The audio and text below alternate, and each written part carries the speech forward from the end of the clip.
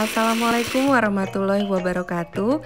Halo Mam, semangat pagi. Hari ini aku lagi mau bikin rendang, salah satu makanan populer dari Sumatera Barat, Indonesia, yang juga dinobatkan sebagai number one World's Most Delicious Food versi CNN tahun 2017. Rendang selain kerap disajikan untuk acara adat, rendang juga sering disajikan untuk menu Idul Adha dan Idul Fitri.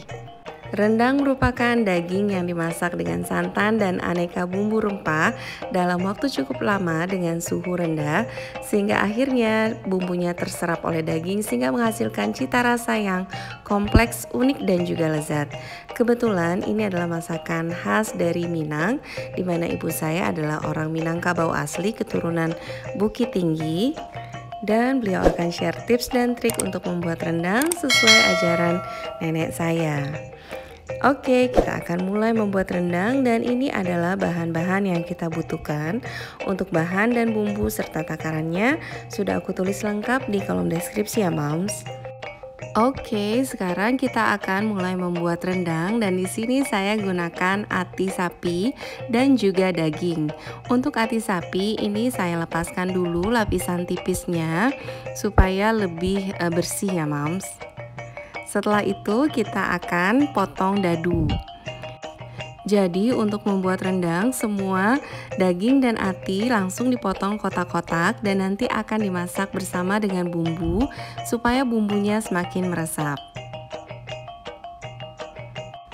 Oke, untuk ati yang sudah kita potong ini bisa kita sisihkan dulu dan sekarang saya akan memotong daging sapinya. Kita gunakan daging kelapa karena teksturnya itu padat sehingga tidak mudah hancur jika dimasak dalam waktu yang cukup lama. Ini kita potong kotak-kotak juga. Selanjutnya bisa kita sisihkan dulu karena saya akan mengolah bumbunya. Oke, untuk bumbunya ini semua dihaluskan mulai dari bawang putih, bawang merah, jahe, kunyit, serta lengkuas. Ini yang saya masak adalah rendang dare. Jadi ada dua macam rendang, yaitu rendang dare dan rendang pesisir. Rendang dare, di mana dare artinya daratan, mempunyai rasa yang lebih ringan. Sementara untuk rendang pesisir, di mana sejak abad 14 mulai masuk pengaruh masakan India, mempunyai rasa yang lebih tajam karena menggunakan bumbu rempah-rempah kering. Oke, ini saya blender yang kedua karena bumbu yang saya gunakan lumayan banyak dan saya masukkan juga ketumbar dan lada. Nah, ini untuk bumbu halusnya udah jadi. Lalu kita akan mengolah juga cabenya. Cabai yang digunakan adalah cabai merah keriting dan ini akan saya haluskan juga. Di sini saya haluskan sekitar 200 gram cabai merah supaya nggak terlalu pedas. Tapi kalau Moms ingin lebih pedas bisa ditambahkan sekitar 250 gram cabai merah. Oke, ini juga cabai merahnya udah selesai kita haluskan. Nah, jadi ini adalah bumbu rendang dare yang diajarkan oleh nenek saya. Dare atau daratan yang membentang di Bukit Barisan di mana terletak kota negeri Pagaruiwang, terdiri dari 3 luhak yaitu Luhak Nandatar, Luhak Agam berpusat di Bukit Tinggi atau kampung nenek saya dan juga Luhak Limopuluah. Oke, sekarang serainya juga akan saya memarkan dan kita siap untuk merendang. Kita tuangkan santan.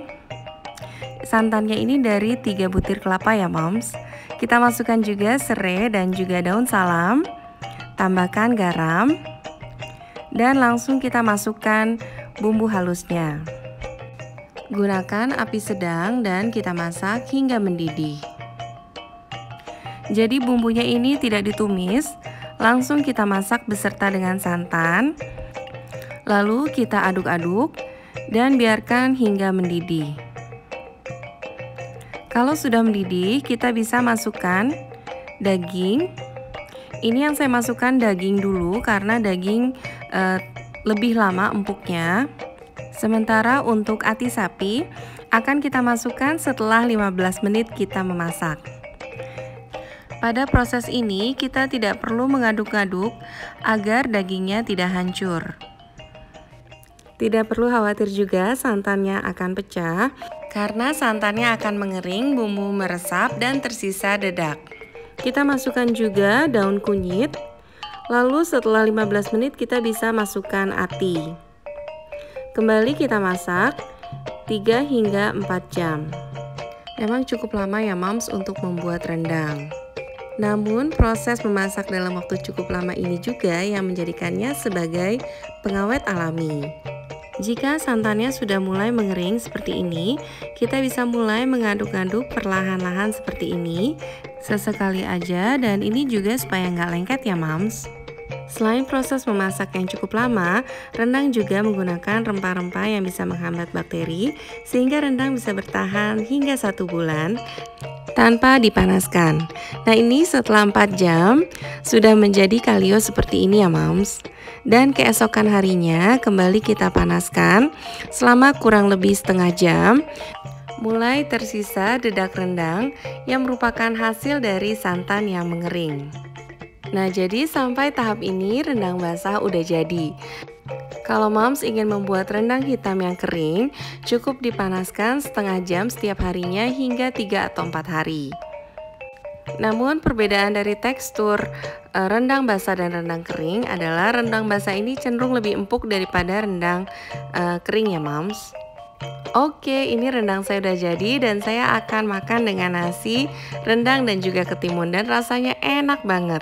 Untuk moms yang menyukai channel ini, jangan lupa untuk klik like, subscribe dan juga nyalakan loncengnya. Dan jika moms sudah mencoba resep ini, bisa tulis juga di kolom komentar gimana rasanya. Rendang basah dan rendang kering khas Minang, selamat mencoba. Semoga bermanfaat dan happy terus ya moms. Wassalamualaikum warahmatullahi wabarakatuh.